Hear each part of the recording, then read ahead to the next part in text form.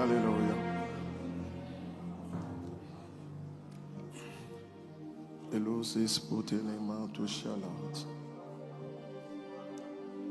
Je sais que tu es là.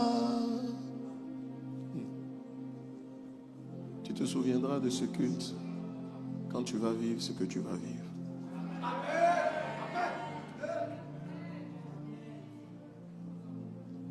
C'est comme si le Seigneur me projette 8 mois devant. À partir d'aujourd'hui, 8 mois, en novembre.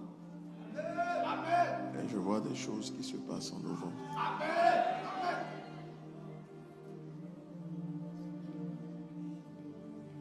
Seigneur, je sais que tu es là. Quand la déception, le découragement me pousse à tout laisser. Seigneur, tu ne voudras jamais m'éloigner de toi, parce que toi tu m'aimes. Alors ce matin, je vais essayer en quelques minutes de vous parler. J'ai beaucoup à vous dire sur la voie de Dieu. Nous sommes en train de traiter la deuxième présence du Seigneur. Et dimanche dernier, nous avons pris le temps d'expliquer les avantages de la voie de Dieu. Sur la base de Matthieu chapitre 16, du verset 16 au verset 18, nous avons expliqué que, en fait, tout ce que Dieu bâtit et construit à ton profit, il le fait sur la base de sa voie. Et donc, si tu n'as pas reçu sa voie, il y a beaucoup de choses que Dieu veut faire dans ta vie qui ne se passeront pas. D'où la nécessité d'avoir cette sensibilité spirituelle qui te permettra, il faut bien me suivre, qui te permettra d'entendre sa voix, premier élément. Deuxièmement, qui te permettra de comprendre sa voix. Et troisièmement, qui te permettra de discerner sa voix.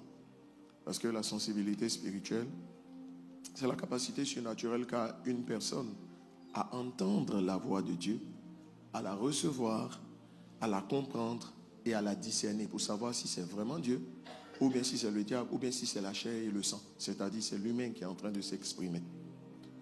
Alors, si quelqu'un veut réussir, si quelqu'un veut s'en sortir, il est important pour lui qu'il comprenne qu'il a besoin de la voix de Dieu.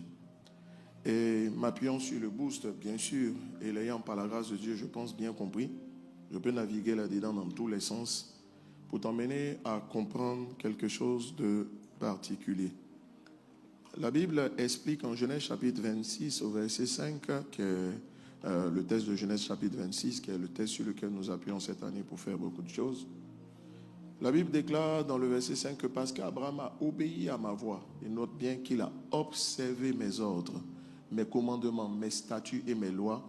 Alors Dieu dit, donne la suite du passage, donc donne-moi le verset plutôt 4, que je comprenne quelque chose. Il dit, je multiplierai ta postérité comme les étoiles du ciel. Je donnerai du moins à ta postérité toutes ces contrées, toutes les nations de la terre seront bénies en ta postérité. En fait, Dieu explique pourquoi il va donner la prééminence à Abraham, pourquoi il va le mettre au large, pourquoi il va le faire dominer, pourquoi il va le faire réussir dans tout ce qu'il fera, n'est-ce pas? Il dit parce qu'Abraham a obéi à ma voix. Dieu dit à Isaac, je vais te bénir à cause de l'alliance de bénédiction. Mais l'alliance de bénédiction elle-même que ton père Abraham a déclenchée, il faut savoir qu'il a su la déclencher en faisant deux choses. Premièrement, obéir à la voix de Dieu. Et deuxièmement, observer ses ordres, ses commandements, ses statuts et ses lois. Laissez-moi vous expliquer si besoin en est que tu n'es pas dans la volonté de Dieu quand tu écoutes la voix de Dieu et que tu n'observes pas les statuts, les commandements, les ordres et les lois. On parle de la volonté de Dieu comme étant la somme totale de la voix de Dieu, n'est-ce pas? Et de l'observation, donc, en ce qui concerne la voix, de l'obéissance à la voix, n'est-ce pas? Ce qui suppose la sensibilité spirituelle dont je vous ai parlé tout à l'heure, et l'observation de ses ordres, de ses commandements, de ses statuts et de ses lois. Dans le boost ici, Pasteur Mohamed nous parle des trois axes de la voix de Dieu, qui sont les éclairs, les tonnerres et les voix. Maintenant, il nous explique aussi dans la suite la voix de Dieu les Écritures, ce n'est pas la voix de Dieu, mais c'est ce que Dieu a. C'est pas la voix de Dieu, mais c'est la voix de Dieu. Mais c'est ce que Dieu a dit précédemment. Mais c'est ce que Dieu a déjà dit. C'est ça les Écritures. Et les Écritures aussi, c'est la Bible. Maintenant, par le truchement du Saint-Esprit et par la sensibilité spirituelle d'une personne, Dieu peut rendre et Dieu va rendre la parole vivante. On parle de la parole vivante, troisième dimension, lorsque la voix de Dieu vient éclairer, n'est-ce pas, la parole de Dieu pour mettre sous tes yeux soit un ordre, soit un commandement, soit un statut, soit une loi. Il va falloir que tu t'assieds après pour écouter ce que je suis en train de dire. Je répète, Dieu parle et Dieu parle par sa voix. Mais Dieu ne parle pas que par sa voix. Dieu parle par ce qu'on appelle les ordres. Dieu parle par ce qu'on appelle les commandements. Dieu parle par ce qu'on appelle les statuts. Dieu parle par ce qu'on appelle les lois. Et chacun de ces éléments est différent l'un de l'autre. Et nous avons besoin de comprendre ces éléments et je vais en parler aujourd'hui. À la vérité, quand Dieu parle à quelqu'un, la plupart du temps, tu as besoin d'une orientation et tout cela. Quand tu as besoin d'une orientation, bien sûr, on parle des éclairs. Je crois que, Pasteur Espérance, c'est ce que je t'ai demandé de prêcher le mercredi dernier, n'est-ce pas? Quand tu as besoin d'une orientation, on dit les éclairs. Tu as besoin d'une lumière, n'est-ce pas? Maintenant, qu'est-ce que tu vas faire? Tu vas interroger Dieu. Dis au Seigneur, parle-moi au sujet de ma famille. Parle-moi au sujet de l'avenir. Moi, je ne sais pas pour vous, mais quelquefois, je suis dans l'adoration, je dis, parle-moi au sujet de l'avenir. Dis-moi ce qui va arriver dans tel mois. Dis-moi ce qui va arriver dans tel autre mois. N'est-ce pas? Parle-moi au sujet de mes finances. Parle-moi au sujet du cœur des gens. Voilà des questions. Parce que Dieu ne parle pas à une personne qui n'a pas décidé ou qui n'est pas dans la bonne posture et qui n'est pas dans la bonne position. Deux choses. Pour que Dieu parle à une personne, il faut que tu remplisses la condition première d'être dans la bonne posture. Le mot posture signifie position. N'est-ce pas? Ça veut dire que si tu n'es pas dans l'environnement qu'il faut, Dieu va parler. Mais ce n'est pas parce que tu n'as pas entendu que Dieu n'a pas parlé.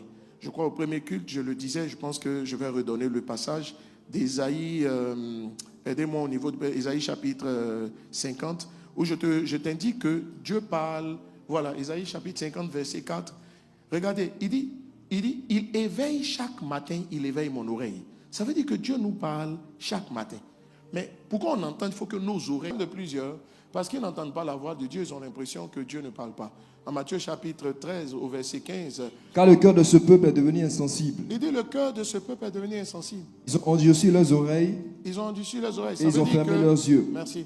En fait, ce que tu dois comprendre sur la base de Matthieu chapitre 13, verset 15, il faut que tu comprennes que, en fait, on peut avoir des oreilles et puis ne rien entendre. Vous savez, prenez un aveugle. Nous venons d'Mbayako, on allait visiter avec l'apôtre, notre père spirituel, un pasteur qui a beaucoup travaillé, n'est-ce pas? Mais il est devenu aveugle des deux yeux, il ne voit pas, tu vois? Et nous, on était là, il ne sait même pas où se trouve l'un ou l'autre. Ça veut dire qu'en fait, quand tu ne vois pas, il y a beaucoup de choses qui se passent sous tes yeux que tu n'arrives pas à percevoir. Mais c'est le noir. Non, il y a des choses qui sont en train de se passer. C'est comme quelqu'un qui n'a pas les oreilles pour entendre. On dit des choses, si tu es sourd, tu n'entends pas ce qu'on dit. Beaucoup de personnes, et la plupart, je vous assure, je mesure mes mots, la plupart des chrétiens ne connaissent pas la météo spirituelle. Mais ils ne connaissent pas la météo spirituelle. Ce qu'il y a à en mettre en cause, c'est leur sensibilité spirituelle. Je résume, la sensibilité spirituelle, c'est quoi? C'est la capacité à entendre la voix de Dieu. C'est la capacité à comprendre la voix de Dieu. C'est la capacité, n'est-ce pas, à discerner la voix de Dieu. N'est-ce pas? Il y a un quatrième élément que j'avais cité. En fait, voilà, parce que, en fait, voilà ça, la sensibilité spirituelle. Quand vous avez toutes ces capacités, alors Dieu va vous conduire. Et c'est parce que Dieu vous conduit que ça marche. Mais la Bible nous dit que tu ne réussiras pas seulement à t'orienter seulement sur la base de la voix de Dieu. Parce que la voix de Dieu doit être authentifiée. La Bible déclare ceci. On dit que, en fait, n'ajoutez pas foi à tout esprit, mais sondez, éprouvez les esprits pour savoir s'ils sont vraiment de Dieu. Ça veut dire que Dieu nous indique dans sa parole un moyen pour éprouver la voix de Dieu que nous croyons avoir reçu. Et les moyens que Dieu nous donne sont de 5 types, et c'est ce qu'on appelle les sentiers anciens. Voyez-vous, je répète, c'est ce qu'on appelle les sentiers anciens. En Jérémie chapitre 6, au verset 16, la Bible va déclarer ceci. Jérémie chapitre 6, je crois que c'est bien le verset 16. Le Seigneur va déclarer ceci. Ainsi parle l'Éternel, placez-vous sur le chemin, regardez et demandez quels sont les anciens sentiers. Demandez quels sont les anciens sentiers? Ça veut dire quoi? Ça veut dire que, en fait, il y a une notion qu'on appelle les anciens sentiers. Il dit, quelle est la bonne voie? Ça veut dire que pour que quelqu'un marche dans la volonté de Dieu, il a besoin de connaître les anciens sentiers. Qu'est-ce que la voix de Dieu t'a dit quand tu as parlé au Seigneur? Mais quand tu as parlé au Seigneur, ce qui va faire que tu vas entendre sa voix, c'est que tu es dans la bonne posture et tu as la bonne disposition. Deux choses. Bonne posture, bonne disposition. La bonne posture, pour trouver la posture, c'est la position dans laquelle tu te mets pour pouvoir entendre. C'est une position intérieure comme une position extérieure. Vous remarquerez que Jésus, on dit tôt le matin, Jésus allait dans les déserts pour prier. Pourquoi il va dans les déserts? Pour être là où il y a le moins possible de sources de distraction. La plupart des gens interrogent Dieu, mais ne reçoivent pas parce qu'ils ne sont juste pas dans la bonne posture. Et ce qui fait que tu n'as pas entendu, ce n'est pas parce que, regarde, la provision est toujours dans l'environnement où tu te trouves. Le mouton du sacrifice se trouvait juste là. Abraham n'a pas entendu. Depuis quand un mouton peut être quelque part sans bêler? Et si le mouton bêle, celui qui a des oreilles est censé entendre. Mais pourquoi Abraham n'a pas entendu? Parce qu'à l'intérieur de lui, il était distrait, n'est-ce pas, par les combats, n'est-ce pas, le combat qui se passait entre sacrifier Isaac, ne pas sacrifier Isaac. Donc ça veut dire que quelquefois l'attitude intérieure, les réalités, les pressions de la vie, ce qui se passe à l'intérieur d'une personne empêche la personne d'être dans des bonnes dispositions pour entendre la voix de Dieu que la Bible dit que Dieu envoie chaque matin. Chaque matin, Dieu envoie sa voix. Alors, ça veut dire que pour pouvoir la recevoir maintenant, qu'est-ce qu'il va falloir faire? Il faut se mettre dans la bonne posture. C'est là que j'ai déjà dit ici que souvent, en priant, retire-toi dans la brousse. Va en retraite. Sors de ton environnement, va en retraite. Et comme vous savez que la manière dont Dieu va te parler quand tu es ici, quand tu vas te parler, quand tu es chez toi à la maison, et quand il va te parler, quand tu vas aller dans un autre endroit où tu es parti seulement pour ça, c'est pas pareil.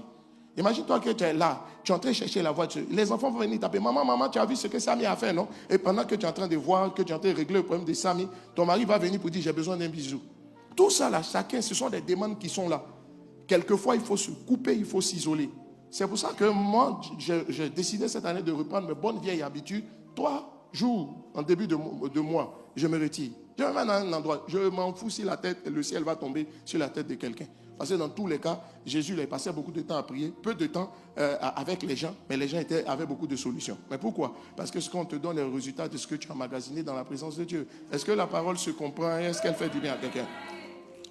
Va en hauteur. La manière dont quand tu pries, tu es chez toi à la maison, puis tu te mets sur la dalle, ce n'est pas la même manière que tu vas recevoir. Parce que plus on prend de la hauteur, pourquoi est-ce que dans la Bible, beaucoup de personnes, Dieu se révélait sur les montagnes? Il y a quoi sur la montagne pour que Dieu aime descendre sur la montagne? La montagne est synonyme d'élévation spirituelle, jeûne, prière, tout ça. Mais la montagne aussi, quelquefois, dans la posture, il faut aller là-bas. Pourquoi Samuel dormait à côté de l'arche? Dans le temps, il n'y avait pas de chambre. Depuis c'est à côté de l'arche, il dort. Parce que c'était l'endroit idéal pour qu'il reçoive plus facilement les révélations et les instructions du Seigneur. Non, quelqu'un ne dit pas amen. Ça va, vous êtes là? Can I move forward? Je peux avancer? Alors, je m'en vais te dire aussi que s'il y a la posture, il y a ce que j'appelle, je dis quoi? La disposition intérieure. Et dans la disposition, c'est est-ce que tu veux que Dieu te parle? Dans la vie de tous les jours, quand quelqu'un a des manières, il ne va pas s'imposer à te parler quand tu n'as pas envie de l'écouter. Mais c'est de dire au Seigneur, Samuel a dit, parle Seigneur, ton serviteur écoute. Tu vois un peu? Est-ce que c'est de dire au Seigneur, et comme je te disais, en fait, tu n'as pas idée pour dire, Seigneur, parle-moi au sujet de mon entreprise. Tout ce qui se passe dans ton entreprise, il y a des choses que Dieu va te montrer. Il suffit juste de dire ça et de vouloir dans ton cœur, d'être sérieux dans ce que tu dis. Montre-moi ce qui se passe dans ma famille, dans mon quartier, dans mon environnement. Tes yeux vont s'ouvrir, Dieu va te parler, il y a beaucoup de choses qui vont se passer. Tu n'es pas censé être surpris par les événements de la vie. Non, tu n'es pas censé être surpris. Mais il y a que quelquefois, c'est plus fort que nous. On ne prend même pas le temps de dire au Seigneur, parle-moi au sujet de mes enfants. Est-ce que Dieu t'a déjà dit ce qu'il va faire de tes enfants? Toi, tu es en train de faire tes plans, comment tu vas les positionner? Mais tu as déjà dit au Seigneur, Seigneur, parle-moi au sujet de l'avenir de mes enfants. Montre-moi ce que toi, tu veux faire d'eux. C'est ça la disposition. Ça dit, c'est de se mettre dans une position intérieure qui est telle qu'on veut entendre Dieu. Et deuxièmement, est-ce que ton cœur est willing, le désir d'obéir à Dieu si Dieu se révèle à toi? Il y a des gens qui veulent savoir pour savoir. Il y a beaucoup de chrétiens évangéliques qui sont heureux dans les programmes prophétiques quand on dit le numéro des gens. Eux, c'est leur bonheur là qui est là. Il y a d'autres aussi, tout leur bonheur, c'est de parler en langue, parler en langue un peu mystérieuse par façon. C'est ça, c'est tout leur bonheur.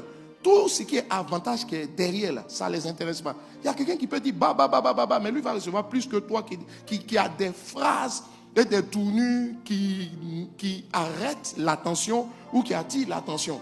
Ton parler en langue est très spectaculaire. est très fort. Mais ce n'est pas comme ça. Ton bonheur ne doit pas résider là-dedans. Donc là, j'ai parlé de quoi? J'ai parlé de la position, j'ai parlé de la posture. Mais laisse-moi te parler maintenant des sentiers anciens. Mais avant de te parler des sentiers anciens, n'est-ce pas? Voilà, c'est-à-dire que si tu as la bonne position, la bonne posture, Dieu va te parler. Ta sensibilité spirituelle va monter. Si tu as la bonne disposition, ta sensibilité spirituelle va monter. Maintenant, il faut savoir que pour que Dieu te parle, en fait, j'ai étudié la Bible. Notre père spirituel prend dans le boost l'exemple de Samuel qui se trouve à côté de l'âge. Dieu lui parle, il dit, parle Seigneur, ton serviteur écoute. Mais j'ai eu la curiosité d'aller fouiller dans la Bible de la Genèse ou dans l'Apocalypse. J'ai compris que Dieu ne parle jamais à quelqu'un sans d'abord attirer son attention sur le fait qu'il va lui parler. Avant de te parler, Dieu va te dire. Il y a ce que notre père spirituel appelle ça les Bibles. Je peux appeler ça des alertes.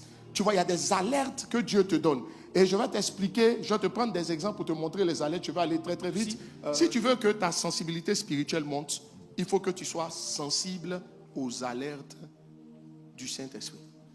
Dieu ne parle jamais à quelqu'un sans émettre des bibles ou sans manifester quelque chose qui est la preuve. Ce quelque chose que Dieu manifeste n'est pas forcément ce que Dieu veut dire. Mais en fait, Dieu le conditionne pour se préparer ou se disposer à entendre. C'est comme si là, je suis en train de parler, puis à un moment donné, si je marque un silence de quelques secondes, est-ce que tu sais que ça veut dire que ce que je m'apprête à dire est plus important que tout ce que j'ai dit? Dans l'art oratoire, ça s'appelle, c'est une façon de marteler des mots, sans crier. Regarde par exemple, Moïse et le buisson ardent, Exode chapitre 3, versets 2 à 4. La Bible dit que l'ange de l'Éternel va apparaître à Moïse dans un buisson. Mais écoute-moi, le buisson, il est en feu. Pour ceux qui aiment les déserts, n'est-ce pas, comme moi, vous allez, enfin, j'aime pas pour vivre, mais j'aime faire un tour là-bas. Mais alors, tu vas remarquer que les buissons qui peuvent être en feu, si la température monte, c'est courant. Mais un buisson qui est en feu, qui ne se consume pas, là, c'est absolument inhabituel. Ça veut dire que, en fait, pour parler à Moïse, Dieu a dû produire quelque chose d'inhabituel. C'est ce que j'appelle une interruption dans un processus. C'est-à-dire, vous êtes là, vous pouvez être en train de discuter, et puis pendant que vous êtes en train de discuter, c'est comme si à un moment donné, tu te tais. Toi-même, tu ne comprends pas pourquoi tu t'es tu. Il faut savoir que le silence que tu t'es tu, Dieu veut envie de te dire, le moment je veux te parler, tais-toi pour écouter ce que l'autre a dit. Je ne sais pas si vous comprenez. On peut être en train de discuter, et puis pendant qu'on est en train de discuter, on parle d'une chose ou d'une autre. Et puis on dit une chose qui semble t'intéresser plus que d'autres, alors que tu n'étais pas particulièrement concentré. C'est ce que j'appelle les interruptions. Et les interruptions d'un processus, c'est ça les alertes. Dieu, une des choses qui va me toucher donc dans ce passage d'Exode chapitre 3, versets 2 à 4, on dit Moïse a voulu se détourner pour voir quelle était cette grande vision. Il voulait se détourner pour voir cette grande vision. Ça veut dire quoi? C'est parce que Dieu voulait lui montrer quelque chose que Dieu a créé ça. Imagine-toi, tu marches et puis tu vois quelque chose comme ça. Premièrement, ça fait peur. Donc tu vas te reculer, mais tu vas te donner le temps de regarder. Quelquefois, Dieu attire ton attention. Mais le problème, c'est que tu ne fais pas attention. Quelquefois, Dieu attire ton attention. Mais il y a juste que tu ne fais pas attention. Tu n'as pas compris que la sensibilité spirituelle commence là. Et la réception de la voix de Dieu commence par là. Regarde, une des choses aussi qui va me toucher, c'est que Dieu va parler à Moïse. Il crée le mouvement. Le buisson en feu, il ne se consume pas. Le buisson en feu, rien d'anormal dans un désert. Mais qui ne se consume pas totalement inhabituel. Face à une chose inhabituelle, arrête-toi et puis regarde bien. Détourne-toi. Ça veut dire prends un peu ta distance pour regarder, pour voir qu'est-ce qui se passe. Maintenant, une des choses qui va me toucher, c'est que la voix de Dieu va sortir du buisson. Ça veut dire le buisson là. C'est du buisson qu'est sortie la voix de Dieu. C'est de ce qui a attiré ton attention. C'est dessus Dieu va s'appuyer pour te parler. En fait, je ne sais pas si je parle ici à quelqu'un. Et si quelqu'un me comprend dans ce que je suis en train de dire. Et voilà ce que tu dois comprendre. C'est que Dieu capte d'abord ton attention, puis il parle ensuite. Dieu ne parle pas avant d'avoir capté ton attention. C'est ça. C'est ça. Ça veut dire que tu sauras que le moment de te parler est arrivé quand Dieu va capter ton attention. Quand tu sens que les événements se mettent trop ensemble pour capter ton attention, toi, il faut dire, aujourd'hui, je sais que Dieu s'apprête à me parler. Et puis, tu commences à faire attention. Quand on dit se détourner, ça ne veut pas dire regarder ailleurs. Ça dit, tu dis, je me décale, je vais me mettre en position pour bien regarder, pour bien voir où on s'en va. L'histoire de Samuel est là aussi pour nous édifier. 1 Samuel chapitre 3, verset 4 à 10. La Bible va dire, vous connaissez l'histoire. Maintenant, en fait, une des choses qui m'a touché ici, c'est que Dieu parle une première fois. Samuel, il ne comprend pas. Il s'en va voir Élie. Samuel, il ne comprend pas. Il revient. Vous avez vu? En fait, Dieu aurait dit encore Samuel, s'il n'avait pas compris.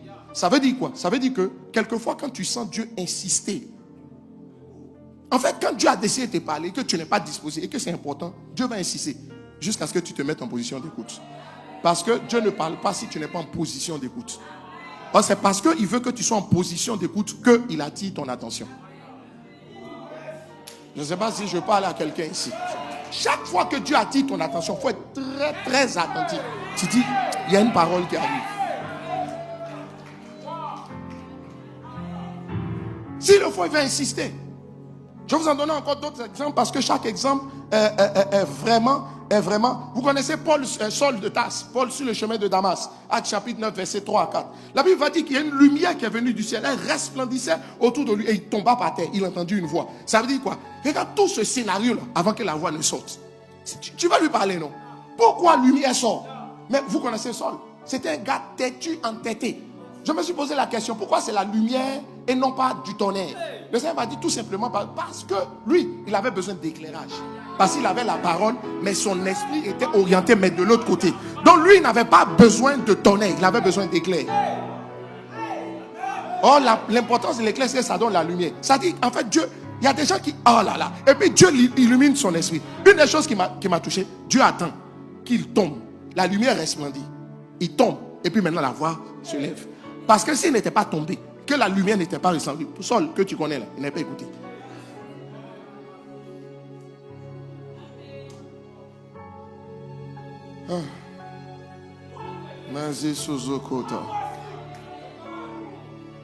En fait, Dieu provoque un arrêt dans un processus. Lui, il partait quelque part à Damas. Dieu arrête ton chemin. Alors que toi, tu n'as pas dit tu es arrêté. Parce qu'il veut te parler.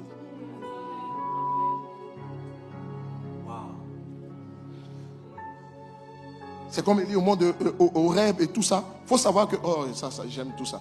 Mon fils, est-ce que tu sais que Dieu prépare ton oreille avant de parler à ton cœur? C'est ce qu'il a fait avec Élie. Dieu prépare ton oreille. Pourquoi il dit je réveille ton oreille? Et dans l'histoire d'Élie au mont Horeb, là, Dieu a préparé son oreille. Parce que même si tu es attentif, ton oreille il peut avoir cailloux dans ton oreille. Il peut avoir cailloux dans ton oreille. J'ai t'aidé. Pourquoi la Bible dit que la parabole du semeur, ça te parle? Voici une parole qui vient et puis la parole n'est pas reçue. C'est l'image d'un homme qui a reçu, à qui Dieu a parlé, parce que ses oreilles n'étaient pas préparées. Dieu prépare tes oreilles avant de parler à ton cœur.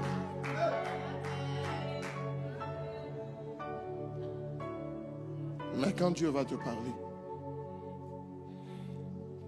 pour valider ce que Dieu t'a dit, il te faudra maintenant les anciens sentiers. Premier ancien sentier, et c'est là que je vais m'arrêter. Les anciens sentiers, ils sont de 5 types. Premier type d'ancien sentier. Pourquoi on dit ancien sentier? On dit ancien sentier, notre spirituel en parle d'une certaine façon. Il en parle. Ça dit, pourquoi on appelle ça ancien sentier? Ça veut dire que le vécu des hommes avec Dieu dans les âges, dans le temps là, a prouvé que Dieu est comme ça. On n'a pas dit il ne change pas. On n'a pas dit en lui aucun changement, ni aucun nombre de variations. C'est la manière de faire de Dieu ne va pas changer. Ça ne va pas changer à cause de toi seul. Donc on part d'ancien sentier pour dire, le Dieu qui te parle aujourd'hui, il a parlé hier. Et comme il a parlé hier, et que lui il ne change pas, ça veut dire qu'il ne va pas dire aujourd'hui ce qu'il n'a pas dit hier.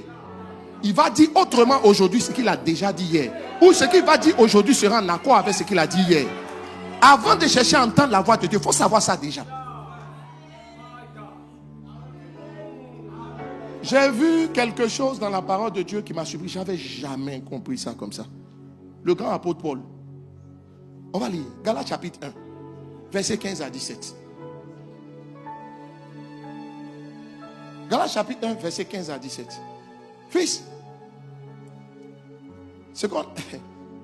Il dit ceci. Mais lorsqu'il plut à celui qui m'avait mis à part dès le sein de ma mère et qui m'a appelé par sa grâce de révéler en moi son fils afin que je l'annonçasse parmi les païens, aussitôt, je ne considère ni la chair ni le sang. Ça veut dire, je n'ai pas regardé à mes sentiments intérieurs. C'est ça la chair et le sang. Et il dit ceci, regarde la suite. Et je ne montais point à Jérusalem. Voici, il dit, lui Paul, il dit je ne montais point. Il ressemble à quelqu'un qui vous dit, petit, il dit je ne vais pas. C'est ça il a fait. Paul est en train de nous dire qu'il a fait preuve d'un entêtement qui aurait pu lui coûter son ministère. Je vais t'expliquer. Cette génération-là s'en fout des anciens sentiers. Ils ne savent pas que Dieu met toujours sur notre chemin quelqu'un qui a une voix plus considérée que la tienne. Avant que Dieu en train de te parler aujourd'hui, non, je reviens toujours sur l'histoire. Pourquoi est-ce que la voix de Dieu ressemblait à la voix d'Élie? Pourquoi? Parce que Samuel ne serait pas allé vers Élie pour lui demander est-ce que tu m'as appelé. Ce n'était pas les seuls au temple. Il y avait Ophni, Phinehas, les fils d'Élie là. Ils étaient là aussi. Il y avait d'autres, il y a les Lévites, il y a beaucoup qui dormaient dans le temple. Mais pourquoi c'est lui seul sa voix? Tu viens te dire, est-ce que tu m'as appelé? Ça veut dire que l'authentification de la voix de Dieu dans ta vie est attachée à ce que ton père va te dire. C'est pour ça qu'une chose que Satan va essayer de faire, c'est de casser la confiance entre père et fils. Pourquoi la Bible dit qu'il faut ramener le cœur des pères vers les fils? Dieu prépare ton oreille avant de parler à ton cœur. Mais Dieu dit qu'il faut ramener le cœur des fils, des pères vers les fils. Ça veut dire que le cœur des pères retourne dans le comprendo des enfants.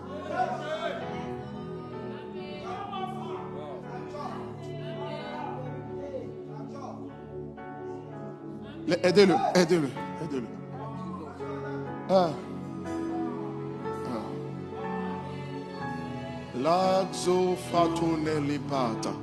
Fils. Et il dit, je ne montais point. Il ressemble à un entêté. Qui connaît le caractère de Paul pouvait comprendre. Et il dit, vers ceux qui furent apôtres avant moi. Ça veut dire avant toi là. Il y a eu ton papa. Avant toi là, il y a eu des gens avant toi dans ton domaine. Avant toi, il y a eu des banquiers. Avant toi, il y a eu des informaticiens. Eux là, ils peuvent t'aider à valider beaucoup de choses que toi tu penses avoir reçues. Pourquoi? Parce qu'ils ont vécu les sentiers anciens. Pourquoi la Bible dit il n'y a rien de nouveau. Tout ce qui est a déjà été. Ça veut dire tout ce qui est, le présent a déjà été. Donc ce que tu dis tu as reçu, ce qui sera là, ça a déjà été. Le présent, le présent dépend du passé. Ça veut dire qu'on valide le futur avec le passé. C'est le passé qui aide à valider le futur. C'est le passé là qui aide à valider le futur. Oui.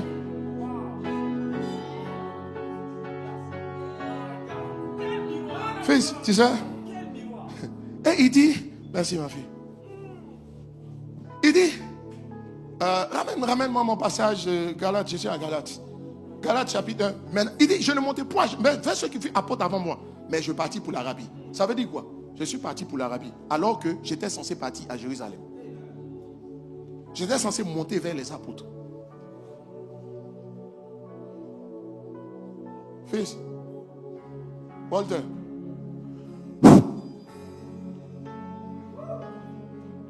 Et la Bible dit, fils, regarde. Maintenant, donne-moi Galates chapitre 2. Galates chapitre 2. Et puis je vais t'aider. Galates chapitre 2. Vous connaissez le passage, hein, les gars. Verset 1 à 3. Il dit, 14 ans après, je montais à Jérusalem.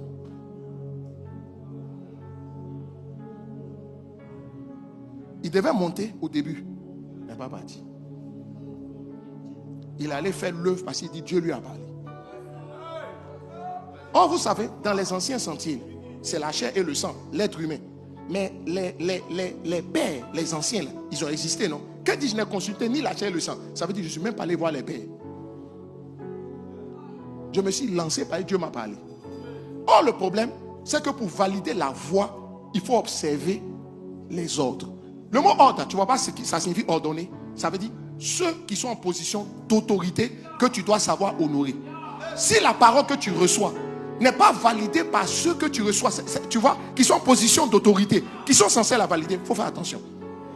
Il faut faire attention. Ton sentier, il est nouveau, mais il y a des anciens sentiers. Le passé valide le présent et le futur. Ça veut dire quelqu'un qui connaît bien le passé, quand il l'observe, il peut voir quelqu'un dans le présent, puis il peut savoir que lui, il ne va pas aller loin.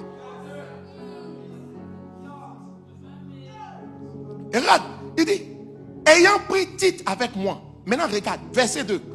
Dans la suite du passage. Et ce fut après une révélation que j'y montais. Il aurait dû partir par observation de l'ordre.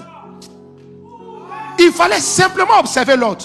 il a fallu que Dieu lui donne une révélation. Il y a des gens, Dieu ne veut pas qu'ils se pètent.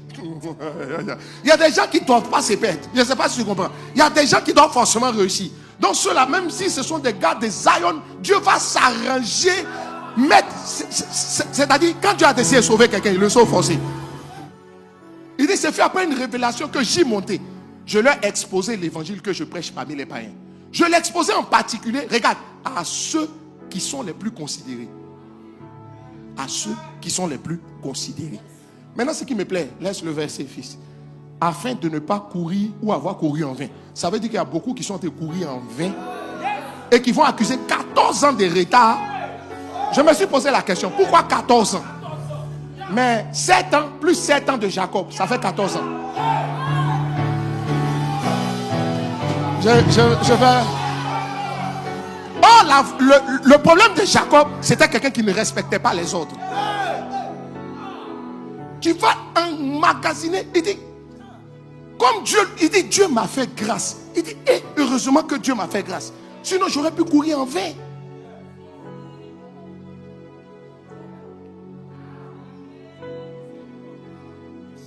J'ai vu la soeur, j'ai parlé avec elle. Elle m'a donné ça et sa permission. Je donne le témoignage, sans dire son nom. Il y a une soeur qui est venue me voir dire qu'elle est censée marier. J'ai dit, mais ma fille mariée, tu dois faire ses arrangements. Elle dit, Daddy, c'est trop dur dans ma famille. C'est sec, il faut que j'aille en Europe. Que c'est même pas parce qu'on va se marier. On fait ses papiers. J'ai dit, ma fille, ce n'est pas la parole de Dieu. Elle dit, Daddy, avant ça, il y a une série de paroles qui sont venues. J'ai dit, donc Dieu, et puis elle dit, mais Dieu peut faire d'une manière ou d'une autre. Elle dit, Daddy, ce que tu dis à ça, c'est tantôt d'une manière.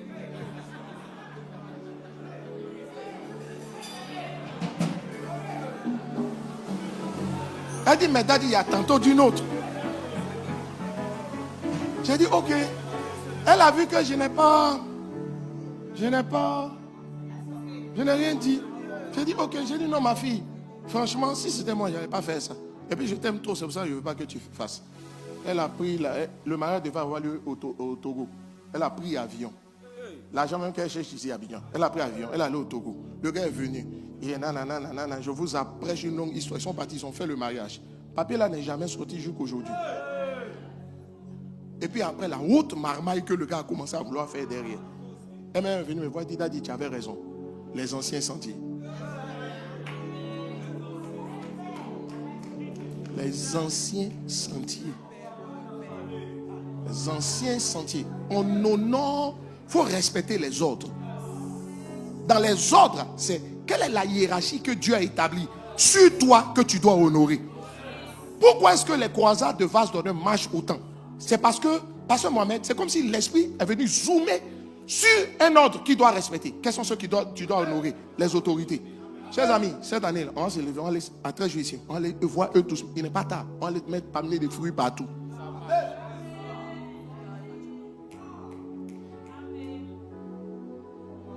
On rentre, même les. Viens, fils, comme tu n'as pas donné beaucoup. Tu comprends? On ne va pas parler. Tu vois, même, faut faire. Même, tu vois un peu, non? Même les. Quand on s'en va les honorer. Et quand vous savez qu'on est ici, que c'est leur carême, on doit lui même donner sucre.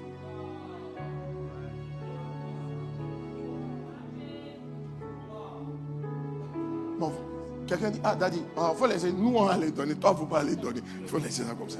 Je ne sais pas si je me fais comprendre. Ma fille, Marosa Kataya. En début d'année, ton père et ta mère, tu dois t'élever pour aller les honorer. Prends une offrande. Prends quelque chose. Et puis tu t'en donnes. S'ils sont plus vivants, ceux qui les représentent, va leur donner. Maintenant, si ceux qui les représentent, ils sont soyés, tu vas donner à ta femme. Elle devient ta maman. En plus de ce que tu lui donnes. Tu vas trouver papa physique. Tu vas trouver maman physique. Et puis, tu viens trouver ton père spirituel. Tu dis, on est en début d'année. Il faut que la grâce m'accompagne. Tu vis dans un quartier. Dans le quartier, quelles sont les autorités dans le quartier? Tu es dans une entreprise, quels sont les boss de l'entreprise? Va les honorer. Vous savez quoi? Le livre des Proverbes m'a appris quelque chose. C'est mon premier livre. En fait, fils, j'ai écouté les alertes de l'esprit. Sinon, mon livre est prêt. Je vais le sortir. Mais ce qui s'est passé, voici ce qui s'est passé. Ça, le Seigneur m'a dit. Il dit le livre. C'est la première fois que j'ai écrit un livre où il y aura la version de 12 à 15 ans. Il m'a dit ceci, la sagesse là, en Afrique, on attend que le temps donne la sagesse aux gens.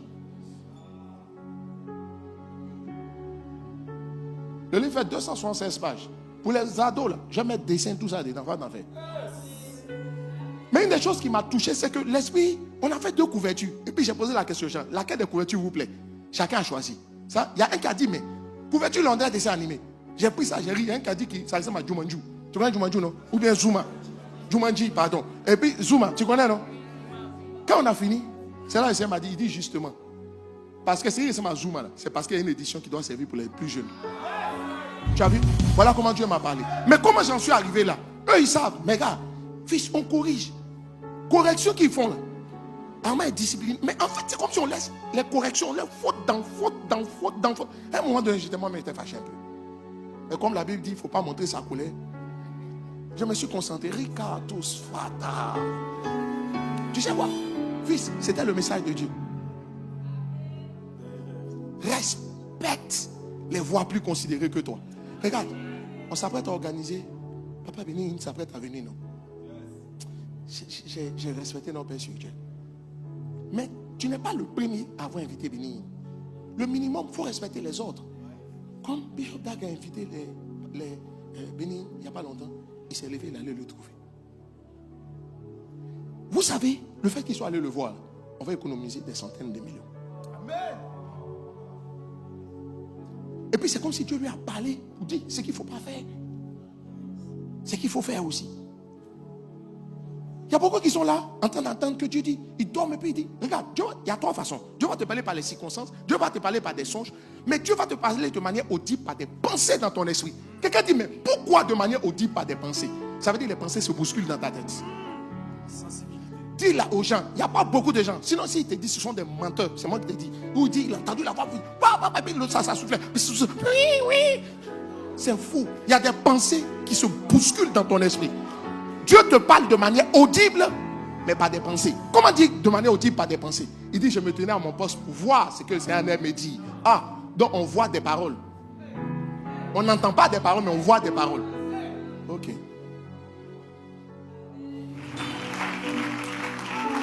Vous savez, ma dernière parole, le ministère m'a montré. Le ministère m'a appris que le jour où les gens veulent devenir fous, et il y a un jour où on veut devenir fous, nous tous. Il n'y a pas un jour où tu n'as pas envie de devenir fou. Mais quand tu deviens fou, ou bien tu doutes, tu n'as pas quoi. Fils, maman, il y a toujours un jour où la folie va tomber sur chacun. Le jour où tu arrives au point où c'est comme si tu commences à vouloir négliger l'ancien sentier, la voie plus considérée que toi, la tienne, qui a validé tout. Le jour où tu arrives au point où tu as l'impression que elle me fatigue et puis tu veux faire autre chose. Il faut savoir que le jour là, ta folie a commencé. Et moi j'ai compris en tant que pasteur, maman, ce jour là, quelquefois tu ne reconnais pas les gens. Par l'entêtement qui manifeste. Le jour où tu vas te sentir dans cette position, il faut savoir que le diable veut te faire courir en vain. Mais tu sais ce qui va arriver, c'est que je ne vais pas te forcer aussi. Je t'ai pas dit, ma fille, non maman, je t'explique comment on fait. On te dit, ah fils, il ne faut pas faire. Ma fille, il ne faut pas faire. Maintenant si tu veux faire, je suis obligé de te laisser. Jacob, au bout de 14 ans, il a eu la femme qui voulait, non? Plus la femme qui ne voulait pas. Tu n'as pas compris. Tu vas voir ce que tu veux, plus ce que tu ne veux pas. Pour que ce que tu ne veux pas combatte ce que tu voulais. C'est quoi la vie? On a dit à Abraham, papa Abraham, calme-toi. Il a écouté maman Sarah. Il a eu Ismaël, il a eu Isaac, mais il a eu Ismaël. Il a eu ce qu'il voulait, Isaac. Mais il a eu en plus ce qu'il ne voulait pas, Ismaël. Pour que Ismaël combatte ce qu'il voulait. C'est comment ça se passe. J'ai appris une chose avec Dieu. Dieu pardonne, mais la loi de la sémence et de la moisson, ça ne loue pas quelqu'un. Ismaël va naître. Et puis on va diviser l'héritage d'Isaac. Tu vas comprendre. Isaac était riche. Imagine-toi si Ismaël n'était pas là. Regarde comment Ismaël a fatigué. Jusqu'aujourd'hui, Ismaël fatigue Isaac.